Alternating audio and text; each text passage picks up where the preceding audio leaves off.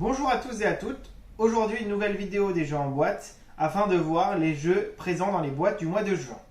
Le jeu présent dans la boîte de l'aventurier par rapport à la boîte de l'apprenti, c'est un dernier donjon pour la route. Un dernier donjon pour la route, c'est un jeu de pose de tuiles et de contrôle de territoire qui vous fera un petit peu penser à Carcassonne, mais beaucoup plus accessible pour tout le monde. On va détailler ça tout de suite. Un dernier donjon pour la route est un jeu avec un placement très simple. Il se joue de 2 à 4 joueurs, mais à 4 joueurs, cela deviendra un jeu en équipe avec un tout petit peu de subtilité. Je vous invite à les lire dans les règles. Nous allons voir le placement donc pour des parties de 2 à 3 joueurs. Chaque joueur va choisir le royaume qu'il veut représenter, entre les ours, les éléphants ou les pieuvres. Vous allez donc lui donner 3 des 4 donjons présents dans la boîte de chaque faction, un petit pont, ainsi que le jeton sceau et le jeton chevalier, avec des dragons de l'autre côté, de chacune de ces factions. Vous lui donnerez aussi les cartes donjons qui correspondent au donjon qu'il a eu, la différence étant sur le nombre de fenêtres. Et vous donnerez à chaque joueur 3 piles de cartes. Une fois que vous avez distribué et mis sous chaque donjon 2 cartes de royaume, vous allez mettre les jetons sceaux et les jetons chevaliers sur les piles de votre choix, les deux ne pouvant pas être sur la même pile.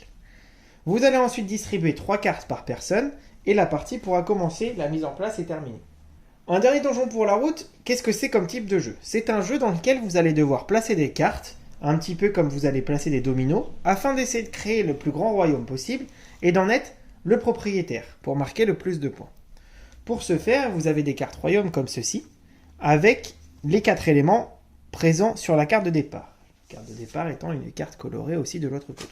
À chaque tour, vous êtes obligé de jouer une des cartes que vous avez en main. C'est l'action obligatoire.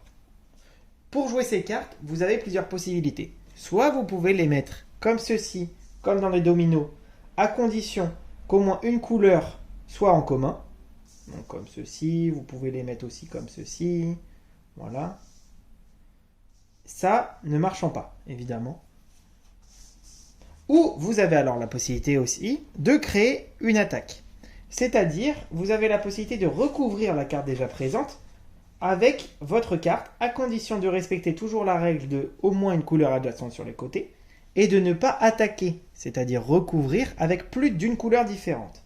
Par exemple, je peux faire ça aussi, je n'attaque qu'avec le rouge, et je suis toujours adjacent au rouge, mais je ne peux pas, par exemple, faire ça.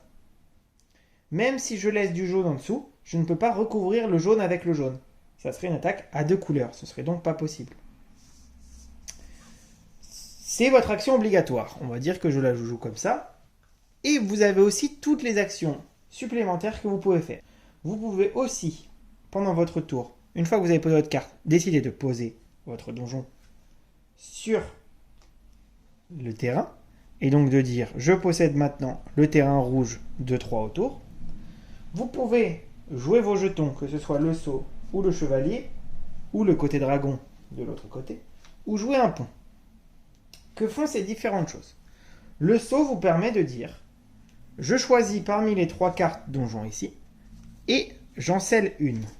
Sceller un donjon veut dire que, évidemment vous cachez ces cartes là pour pas qu'on voit lequel vous avez choisi, sceller un donjon fait que ce donjon vaudra le double de points à la fin de la partie. Vous devez donc le cacher des joueurs pour ne pas vous faire attaquer le territoire de ce donjon. Un chevalier, quant à lui, vous permet d'être protégé d'un dragon. Mettre un chevalier sur un royaume protégera tout le royaume de cette couleur, donc là, tout le rouge, même si, imaginons, le rouge faisait toute cette surface-là. Être posé sur le rouge me protège tout mon territoire rouge. D'une pose de dragon. Personne ne pourra donc venir vous attaquer avec un dragon. On peut cependant toujours couper votre territoire. Le chevalier ne protégeant que des attaques de dragon et pas des attaques de territoire. Vous avez donc, comme indiqué depuis tout à l'heure, de l'autre côté le dragon. Vous pouvez donc choisir de jouer défensivement ou offensivement, ou de jouer les points et le dragon. Le dragon vous permettant d'attaquer un joueur et de détruire le terrain à l'endroit où est posé le dragon. Si j'avais par exemple un terrain comme ceci et que mon adversaire décidait de jouer un dragon ici, je perdrais toutes ces cases de terrain. Et je ne pourrais pas les récupérer. Si cependant il avait décidé de le détruire ici, je pourrais alors utiliser mon pont pour passer par-dessus et récupérer à nouveau cette case-là. Le pont vous permettant de passer par-dessus des points, comme par exemple ici. Cela vous permet de relier ce royaume-là à celui-ci. Il est impossible dans le jeu d'avoir plusieurs personnes sur un territoire ou de finir par relier plusieurs personnes. C'est-à-dire que si jamais nous étions dans cette configuration-là, les deux joueurs, aucun des deux n'a la possibilité de mettre de pont, car ça voudrait dire relier un royaume avec un autre. Ils ne peuvent donc pas ni jouer de rouge entre les deux, ni jouer de pont. Ils sont obligés de garder des royaumes distincts. Lorsque vous avez vidé les pions présents sur le haut d'une pile, donc le donjon et le jeton saut ou chevalier qui pouvait être dessus, par exemple, une fois que vous avez joué les deux ici, vous récupérez tout de suite dans votre main les deux cartes qui étaient dessous. La partie s'arrête une fois que tous les joueurs ont joué toutes leurs cartes. Comme une carte est obligatoire d'être posée à chaque tour, tout le monde finira sa partie au même tour. Vous pourrez alors compter les points. Les points se comptent de la manière suivante. Un joueur présent sur un royaume vaudra 1 point par case de la couleur qu'il possède.